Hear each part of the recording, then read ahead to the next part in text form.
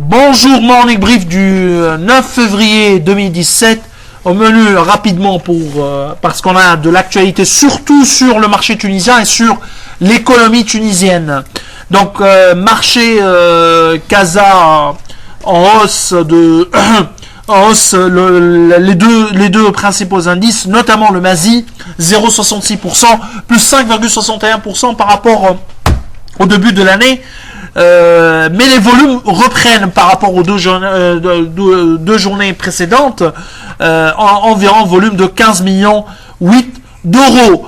Le titre le plus échangé, c'est Etisalat El Maghreb. Donc il y a également la question de la publication des résultats d'Etisalat qui est prévue, si ma mémoire est bonne, dans les prochains jours. Donc je passe directement au marché tunisien. Je cède la parole à Bassem pour parler de la bourse de Tunis, et après je reprendrai un peu la parole pour vous donner quelques détails par rapport à certaines actualités, notamment l'aspect macroéconomie. Merci Kais. Alors le marché tunisien, malheureusement un faible volume par rapport à celui de Casablanca, on n'est même pas à 0,8 millions d'euros. Le Tun Index il a progressé de 0,15% à 5515 points. Alors que le début de la séance était vraiment catastrophique.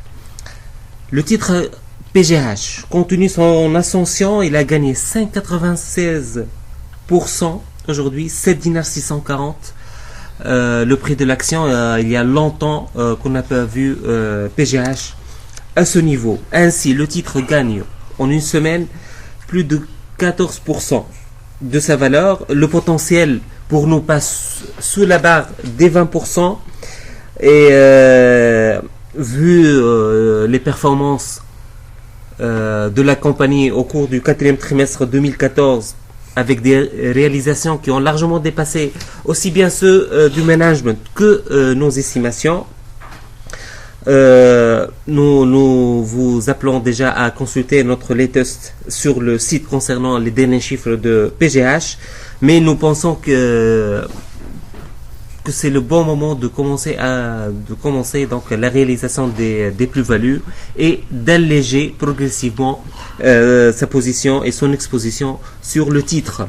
Deuxième meilleure performance, c'est Sifat, mais avec 11 titres échangés seulement, et Sopat occupe la troisième place avec une hausse de 2,97%. Côté baisse, nous avons Alben. Donc Alben, c'est zéro échange, moins 4% de performance. Il y a également Naql, moins 2,5%.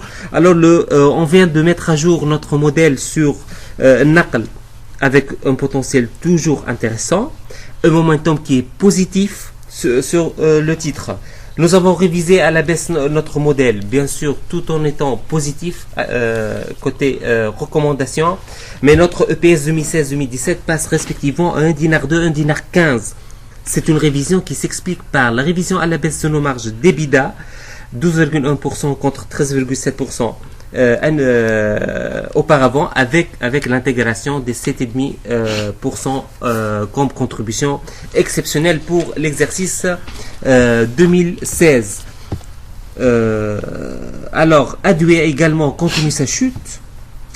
Elle a baissé près de 12% sur le mois. Alors, les mauvais chiffres du quatrième trimestre et le non-aboutissement du processus de vente, bien sûr, ont contribué largement à cette baisse. En totalité, comme on a dit, un volume 1,8 million de dinars, même pas 0,8 million d'euros, avec Paulina comme étant le titre le plus échangé. Côté actualité, il y a l'UB qui vient de clôturer la souscription à son emprunt obligataire subordonné, montant levé 75 millions de dinars, également pour Annibalise, qui est parvenu à lever 20 millions de dinars. Actuellement sur le marché, il reste 3 emprunts, SIL, ATL et Tigeri Leasing. Également, Meuble Intérieur vient de publier et d'avoir son visa pour s'introduire sur le marché tunisien. Il s'agit d'une petite OPF,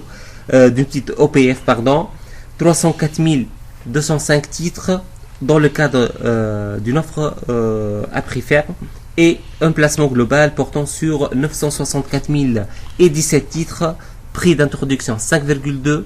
Dans les 2 prochains jours, nous allons envoyer notre avis sur la valorisation du titre. Donc je passe maintenant la parole à Qais qui va commenter certaines actualités macroéconomiques. Alors, on commence par le FMI et par, disons, les déclarations du FMI ou les intentions également du FMI par rapport à sa mission en Tunisie. Alors, outre le fait que les chiffres de l'économie tunisienne, notamment des finances publiques et de l'endettement, se sont significativement détériorés, ça c'était attendu. Vous savez très bien, parfaitement, disons, notre avis par rapport aux finances publiques et les niveaux d'endettement de la Tunisie, qu'on pense qu'il est insoutenable. C'est que ce qui nous attire réellement l'attention, c'est que pour le moment, au niveau de déclaration, on ne sent pas que le FMI, ou on ne pense pas que le FMI va débloquer la tranche qui revient à l'État tunisien dans le cadre de son programme de soutien. D'ailleurs, si on prend par analogie dans le cas égyptien, le FMI a déclaré, ça fait une semaine auparavant, que l'Égypte est prête pour recevoir la 2e tranche de son programme. En Tunisie, la déclaration est claire, c'est que le FMI, l'équipe du FMI continuera d'entretenir un dialogue de politique générale rapproché sur la réduction des déséquilibres budgétaires et extérieurs et sur la redynamisation des réformes structurelles. Autrement dit, il n'y a rien de concret d'après les déclarations. Après, on verra.